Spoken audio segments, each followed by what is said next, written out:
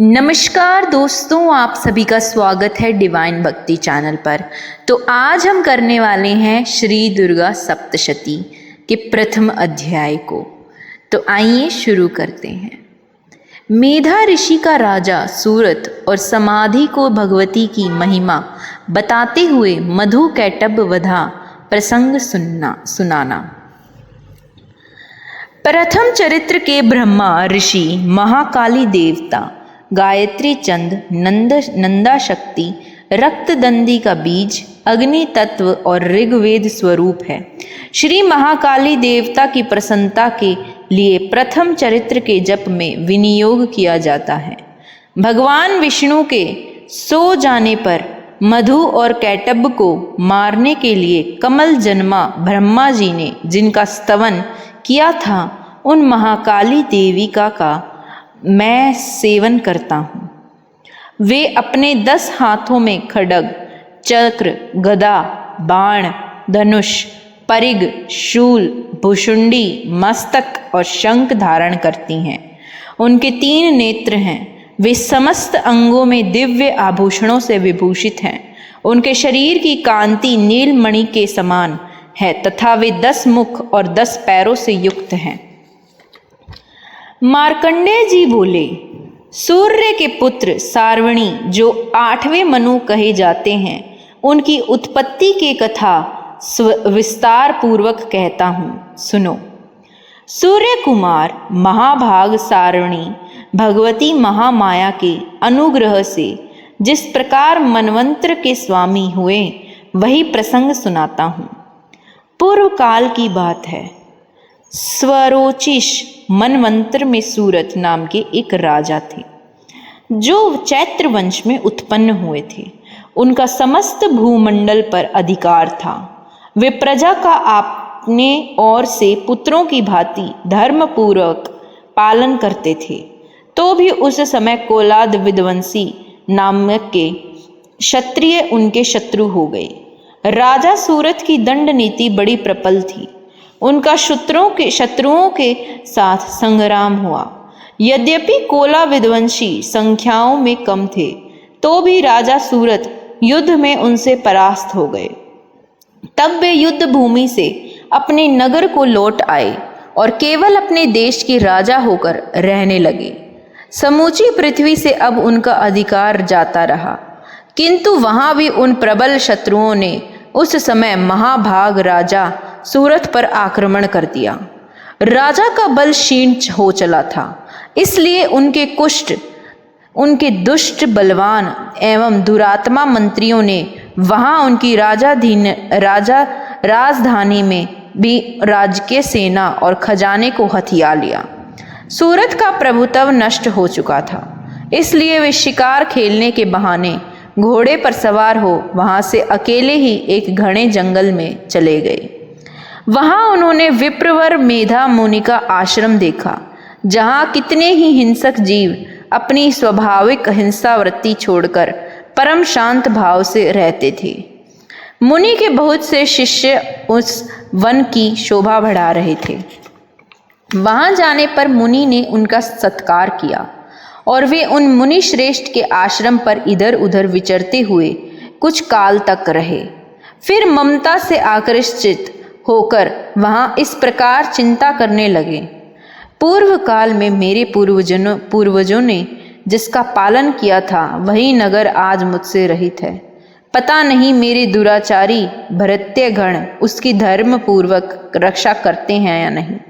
जो सदा मद की वर्षा करने वाला और शूरवीर था, वह मेरा प्रधान हाथी अब शत्रुओं के अधीन होकर न जाने किन भोगों को भोगता होगा। जो लोग मेरी कृपा, धन और भोजन पाने से सदा मेरे पीछे पीछे चलते थे, वह निश्चय ही अब दूसरे राजाओं का अनुसरण करते होंगे। उन अपव्ययी लोगों के द्वारा सदा खर्च होते रहने के कारण अत्यंत कष्ट से जमा किया हुआ मेरा वह खजाना खाली हो जाएगा। ये तथा और भी कई बातें राजा सूरत निरंतर सोचते रहते थे। एक दिन उन्होंने अपना वहां विप्रवर मेधा के आश्रम के निकट एक वैश्य को देखा और उससे पूछा, भाई तुम कौन हो? यहाँ तुम्हारे आने का क्या कारण है? तुम क्यों शोकग्रस्त और अनमने से दिखाई देते हो? राजा सूरत का यह प्रेम पूर्वक कहा हुआ वचन सुनकर वैश्य ने विनीत भाव से उन्हें प्रणाम करके कहा। वैश्य बोला, राजन, मैं धनियों के कुल में उत्पन्न हुआ एक वैश्य हूँ। मेरा नाम समाधि है। मेरे दुष्ट स्त्री पुत्रों ने धन के लोभ से मुझसे घर बाहर निकाल दिया।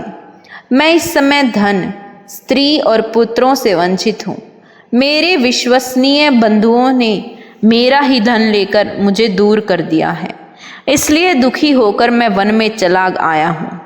यहाँ रहकर मैं इस बात को नहीं जानता कि मेरे पुत्रों की स्त्री की और स्वजनों की कुशल है या नहीं। इस समय घर में वह कुशल से रहते हैं तथा अथवा उन्हें कोई कष्ट है। वे मेरे पुत्र कैसे हैं? क्या वे सदाचारी हैं अथवा दुराचारी हो गए हैं? राजा ने पूछा, जिन लोभी स्त्री पुत्र आदि ने धन के कारण तुम्हें घर से निकाल दिया, उनके प्रति तुम्हारे चित्त में इतना स्नेह का बंधन क्यों है? वैश्य बोला, आप मेरे विषय में जैसी बात कहते हैं वह सब ठीक है, किंतु क्या करूं? मेरा मन निष्ठुरता से नहीं धारण करता।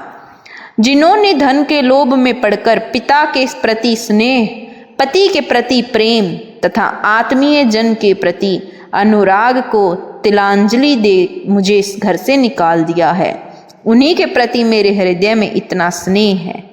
महामते, गुणहीन बंधुओं के प्रति भी मेरा चित्त इस प्रकार प्रेम मगन हो रहा है। यह क्या है, इस बात को मैं जानकर भी नहीं जान पाता। उनके लिए मैं लंबी सांसें ले रहा हूँ और मेरा हृदय अत्यंत दुखी हो रहा है। उन लोगों में प्रेम का सर्वथा अभाव है, तो भी उनके प्रति जो मेरा मन निष्ठुर नहीं हो पाता, इसके लिए क्या करूं? मार्कंडेय जी कहते हैं, ब्राह्मण तदनंतर राजाओं में श्रेष्ठ और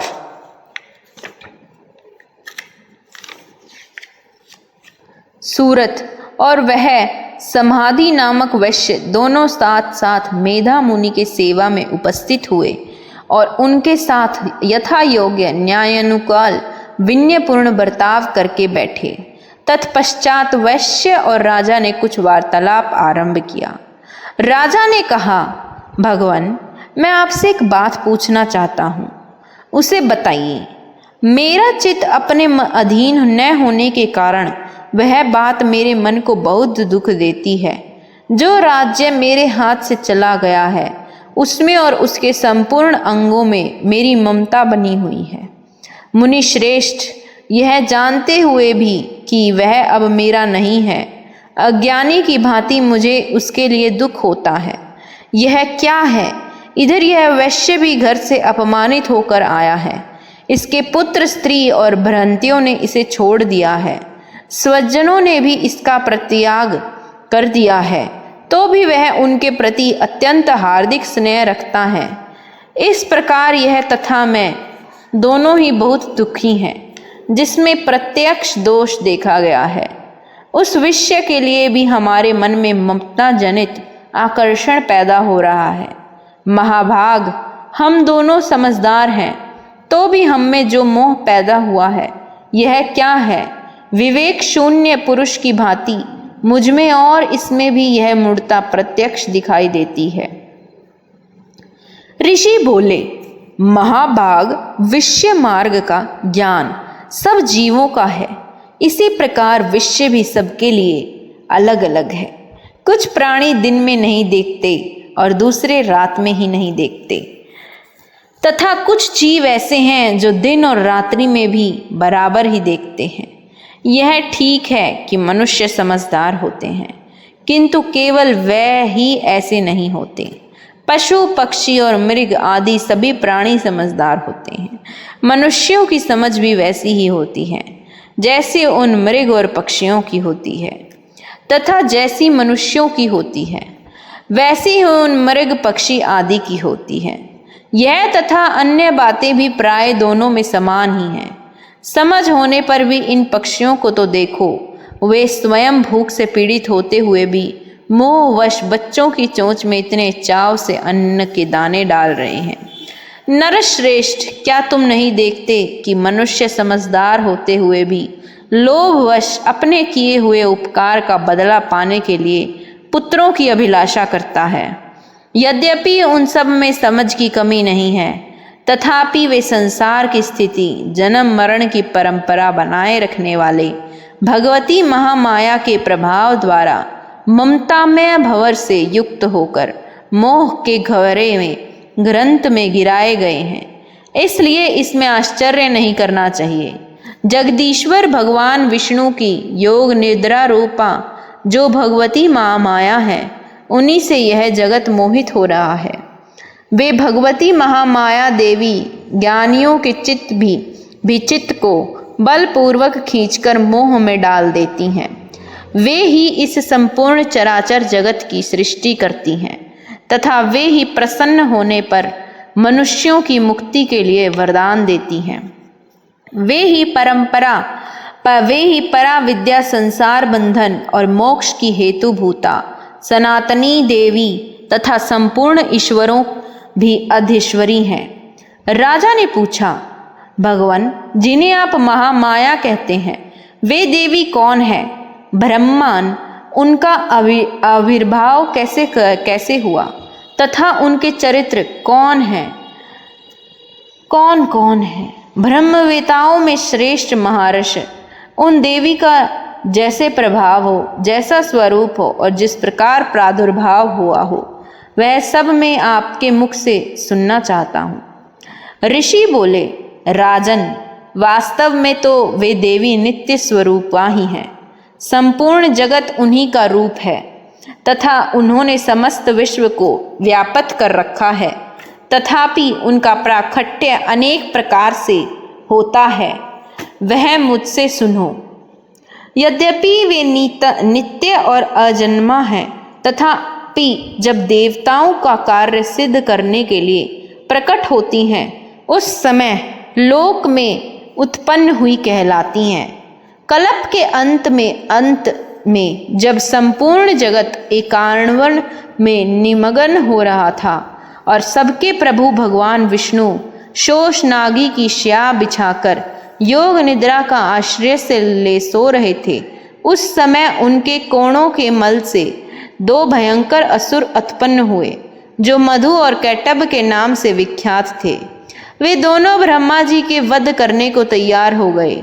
भगवान विष्णु के नाभि कमल में विराजमान प्रजापति ब्रह्मा जी ने जब उन दोनों भयानक असुरों को अपने पास आया और भगवान को सोया हुआ देखा, तब एकाग्रचित होकर उन्होंने भगवान विष्णु को जगाने के लिए उनके नेत्रों में निवास करने वाली योग निद्रा का स्तवन आरंभ किया, जो इस विश्व की अधीश्वरी, जगत को धारण करने वाली, संसार का पालन और संहार करने वाली तथा तेज स्वरूप भगवान विष्णु की अनुपम शक्ति है।